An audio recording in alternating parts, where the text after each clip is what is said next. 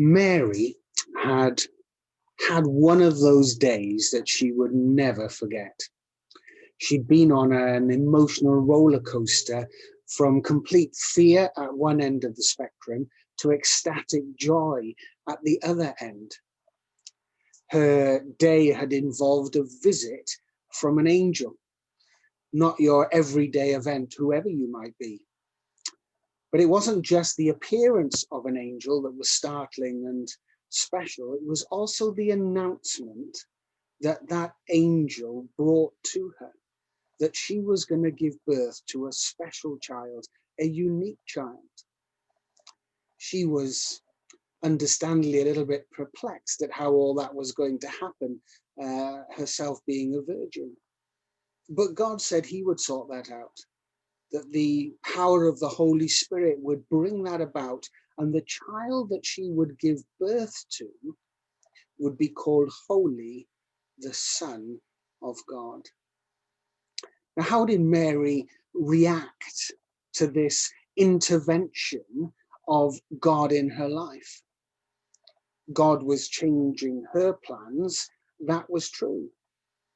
But there was also this privilege, if you like, that God had invited her to help him with his plans. Even though it was all very strange and surprising for her, her response was not to fight it, but was to go along with it. In fact, she submitted herself, if you like, to God's request and said to him, Lord, whatever you want to do, whatever you want me to do for you, I'm willing to do it. Now, you might say, well, wasn't that a bit of a disaster? She had her plans and now God was intervening on those. What was she doing? What was she thinking? She was quite young at that time, and you might say, well, she was a bit naive and she would grow out of it. But actually, as you read the life of Mary, or what we know about her life, she didn't grow out of it. She continued to allow God to have involvement in her life. In fact, it wasn't just that she allowed God to have involvement in her life and was happy to go along with his plans. The whole experience actually filled her with joy and caused her just to burst out in song. She was amazed that God was interested in her, that God was wanted her to be part of his plans, that he wanted to be involved in her life and he wanted her to be involved with his life. And for her, that was staggering. That was amazing that God would want to do that God was interested in her.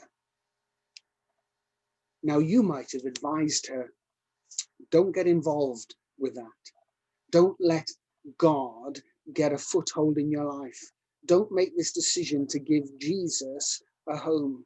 You don't really want to have anything to do with God or his son, Jesus Christ. You want to keep them at a distance. It'll be dangerous to let that idea of them have involvement in your life. Don't give in to that. Resist it. But this Christmas, even though perhaps you might think like that, can I ask you to reconsider? Can I ask you perhaps to pick up a Bible and read one of the life stories of Jesus in the Gospels? You'll find them, Matthew, Mark, Luke, and John in the New Testament. And read them with an open mind about God who loves you and wants to be involved in your life, and about Jesus Christ, his son, who came into this world to demonstrate and to show that love to us. And if you do take time to read about his life, you'll find that he intervened in many people's lives. He transformed many people's lives. And he did the same for them as he did for Mary. Fill their life with joy.